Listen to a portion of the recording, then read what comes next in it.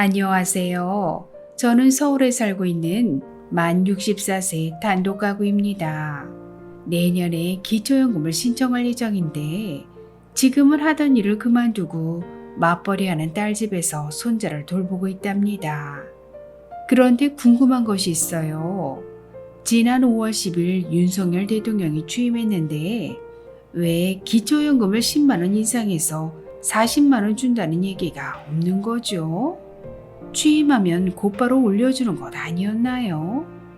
소상공인 손실보상, 부모수당 등은 곧바로 실행에 옮기면서 왜 노인들이 애타게 기다리는 기초연금에 대한 얘기는 없는 건가요?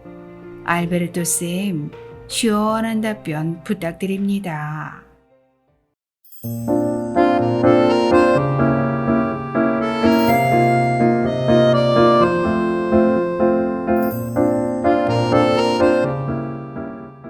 안녕하셨습니까? 행복한 인생의 막 알베르토입니다.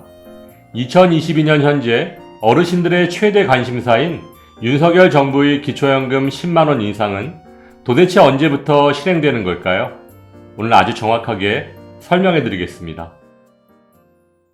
며칠 전 윤석열 정부의 대외비 문서인 국정과제 이행계획서가 인터넷 포털 사이트의 통째로 유출되었습니다.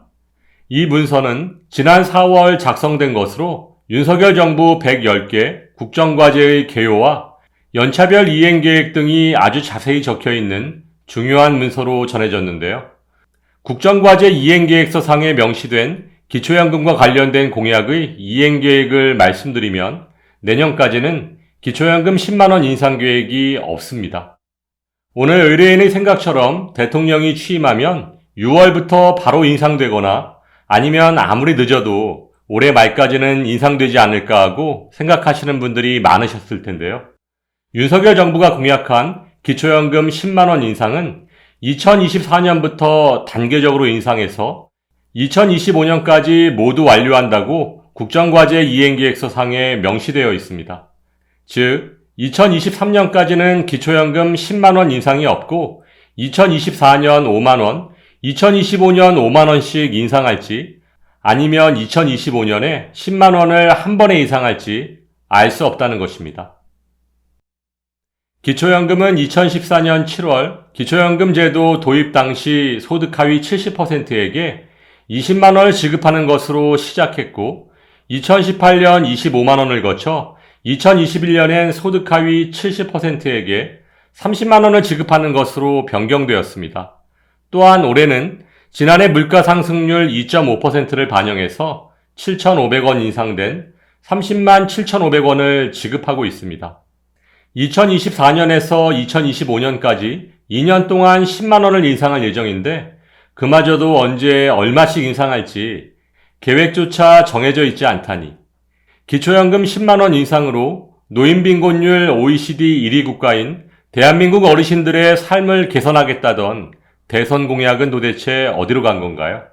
물론 대통령실 관계자는 유출된 국정과제 이행계획서가 최종 버전이 아니라고 해명하고 있기는 하지만 왠지 믿음이 가지 않는 것이 사실입니다. 그런데 기초연금 10만원 인상보다 더 중요한 문제가 있습니다.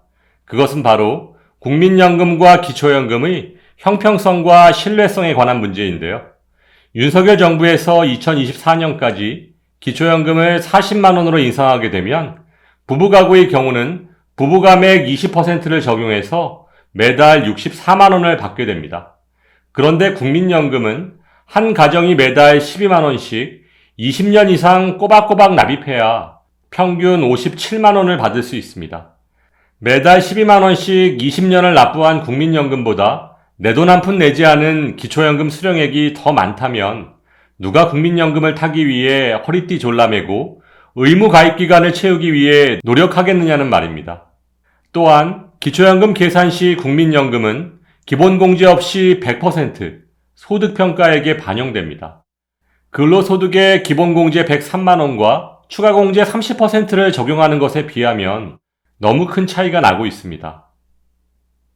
예를 들어 근로소득이 100만원이면 추가공제 30%를 적용하지 않고 기본공제 103만원만 적용해도 소득평가액은 0원이지만 국민연금이 100만 원일 경우엔 기본공제가 전혀 없으므로 100만 원이 그대로 소득평가액에 반영됩니다. 어차피 국민연금도 젊어서 열심히 일해서 번 근로소득을 아껴서 연금을 납부한 것인데 의무가입시킨 국민연금에는 기본공제가 없다는 것은 너무 불합리한 것 아닐까요? 반드시 시정되어야 합니다. 그런데 기초연금의 문제는 여기서 그치지 않습니다. 생계급여를 받고 계신 기초생활수급자가 기초연금을 받으면 모두 소득으로 인정해서 받은 기초연금만큼을 생계급여에서 감액하고 있습니다. 예를 들어 생계급여를 50만 원 받고 계신 어르신께서 만 65세에 기초연금 40만 원을 받게 된다면 기초연금 40만 원을 100% 소득으로 인정해서 생계급여 50만 원에서 40만 원을 감액하고 10만 원만 지급합니다. 여기에 기초연금 40만 원을 받아서 소득 인정액이 높아지면 의료급여를 포함한 다른 혜택에도 문제가 생길 수 있으니까 기초생활수급자 어르신들께서는 기초연금을 아예 신청조차 하지 않는 것입니다. 오늘 국민연금과 기초연금에 대한 문제점을 설명해 드리다 보니 국민연금 연계감액을 말씀드리지 않을 수가 없네요. 국민연금 연계감액은 2022년 현재 국민연금을 기초연금의 150%인 46만 1,250원 이상 받으면 기초연금의 최대 50%까지 감액하는 제도인데요. 1988년부터 시작한 국민연금에 2014년 뒤늦게 확대 시행된 기초연금을 연계해서 감액한다는 것 자체가 말도 안 되는 일입니다.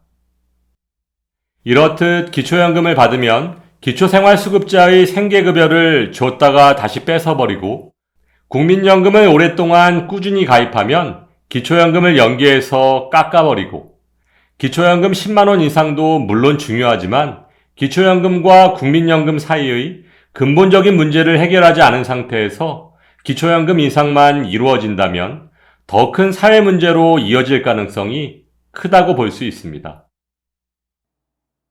맞아요, 맞아.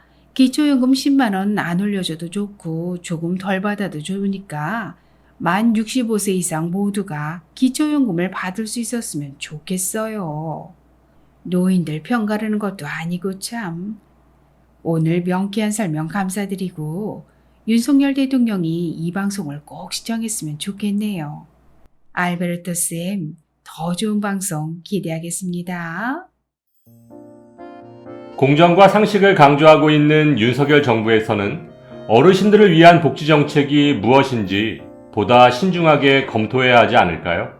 상식이 통하는 세상이 되기를 바라면서 오늘도 알베르토가 어르신들의 행복한 인생 이막을 응원하겠습니다. 행복한 하루 되세요.